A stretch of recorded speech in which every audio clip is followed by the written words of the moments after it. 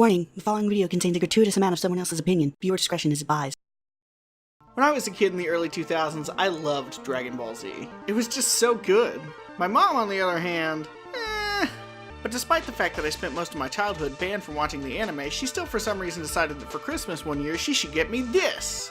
Honestly, in hindsight, I'd probably have been better off if she'd been more hard-hearted on the subject, because this game is the worst. And don't get me wrong, I played a ton of games as a child, and there were quite a few that I just couldn't stand. Some of them have grown on me since then, and some that I still don't care for. But Legacy of Goku is easily the worst, bar none. So let's check it out! Legacy of Goku is an incredibly basic action RPG that sorta kinda tells the story of Dragon Ball Z, starting from the beginning and ending with the defeat of Frieza.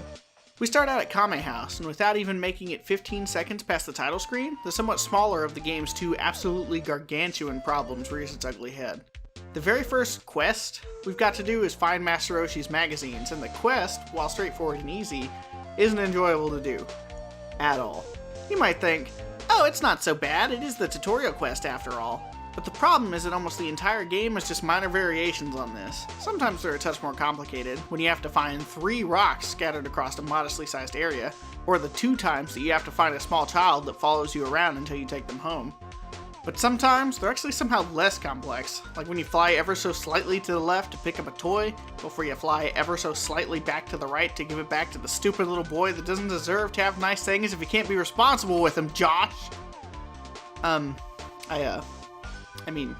The point is, almost all the quests in the game are the same. Go to place, pick thing up, drop thing off. The only real difference is the number of items required and how far you have to walk to get them. It's not engaging, it's not challenging, and most importantly, it's not fun. But I digress. We're still at Kame House, and now that we've taken care of Roshi's incredibly important magazine business, Raditz comes and kidnaps Gohan. Piccolo shows up to offer some assistance, we accept his help, and then we race off to save our son. Or not. Before we can save our son, we get to stop by Goku's house because... reasons? Fortunately, it doesn't take long after arriving at Goku's house to run into the other unbelievably obvious can't believe it made it into the final release because it can literally be spotted from outer space problem. The combat in this game is terrible! There's no knockback or hit stun when you punch an enemy, and you get basically no protection when you take damage, so anytime you try to use melee in the early game, the only thing that matters is who's able to absorb more hits without dying, which is usually going to be the enemy since your health bar is laughably small if you don't grind out a bunch of extra levels. But even that is assuming you can actually land any punches because you can only move and punch in the 4 cardinal directions, and Goku has all the reach of a small child with no limbs. Ki Blasts are slightly easier to hit with since you've got more than 2 pixels worth of range, but they come complete with their own problems. They're only really an effective tool when used at range, and keeping yourself far enough away to defeat enemies can be difficult. It is possible to use flight to increase speed and create distance, but flight time is highly limited, and even when refills are readily available, it's still a slow, clunky, and uninteresting way to work through a battle. But we do it. We battle squirrels and snakes until we've gotten strong enough to fight at least one wolf before dying. Now that we can fight a wolf, we can move on to the next area where we get to fight even more wolves and grind more so we can survive multiple wolves attacking at once and do some more missions. We get to rescue a dinosaur egg and meet up with Tien and Chaozu. All this prepares us to cross a tiny river and battle a ferocious Tyrannosaurus Rex. Well, maybe not ferocious exactly. In fact, he's little more than a damage sponge. But eventually we manage to wring the life out of his body and move on to the last area before we can rescue our son. Here we get to collect some flowers, rescue the aforementioned toy boat, save a child, and finally save a cat for an old man so that he'll open the path to Raditz and teach us the solar flare. This move stuns enemies for a few moments, so now instead of praying that we can tank more hits than our enemies, we can simply freeze them, punch them a couple of times, rinse and repeat until they eventually die. This is super important because the next area is the battle with Raditz, and bosses have excessively large amounts of health.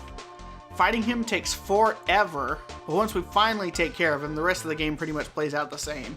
Goku goes to Otherworld, we walk Snake Way where we fight a boss, do a mission or 2 in Heffel, meet King Kai, and run around the planet trying to hit a monkey and cricket with the game's awful melee attacks, get revived and do a couple of missions, then fight Nappa and Vegeta, go to Namek, work your way through a few last areas, and then fight all the forms of Frieza, become a Super Saiyan, beat the game. And with that, we're done. It was a pretty awful ride overall. The terrible missions and pathetically bad combat served little more than to stretch an hour-long game into a few hours-long game. That stuff might be at least slightly forgivable if Legacy of Goku at the very least bothered to properly tell the story of DBZ, but it failed even at that. The decision to view the entire game solely through the lens of Goku's experiences causes you to miss out on Piccolo and Gohan bonding during the Saiyan saga, as well as Krillin, Gohan, and Vegeta's misadventures on Namek that make up more than half of the Frieza saga.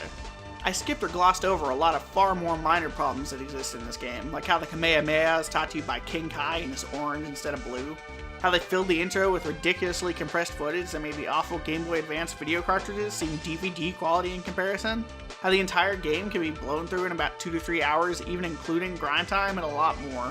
For the sake of brevity, I decided to focus on the two things that, to me, are the most inherent design flaws that could only be fixed by a total rethinking of the game from the ground up, instead of more nitpicky issues that, while making fixes for would be a good thing, wouldn't do anything to fix the core issues that make Legacy of Goku such an awful game. It's honestly amazing that Webfoot somehow managed to release arguably the best Dragon Ball game ever just a year after this travesty. With Legacy of Goku 2, they completely overhauled the combat, and while missions still weren't amazing, they were definitely a huge step up from what we got in the original. But that game is a topic for another time. And that's all I've got to say for today, but I'd love to hear your thoughts. Did you also suffer through Legacy of Goku as a child? Or maybe it was your favorite game and you're already halfway done writing a 5-page essay about how I'm literally the worst reviewer that you've ever had the dissatisfaction of seeing.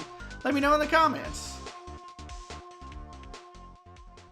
This video is brought to you by young Eric's intense burning hatred for everything Legacy of Goku. Fuck you, Legacy of Goku. If you want to see more like this video, click on the subscribe button down below. If you want, you can click right here to check out my last video on why Shadow the Hedgehog is the best game in the Adventure series. Or if you're looking for some more Legacy of Goku, click here to check out the Let's Play that was done by Team 4-Star. It almost makes the game bearable. Regardless what you choose, I'll see you next time. Bye.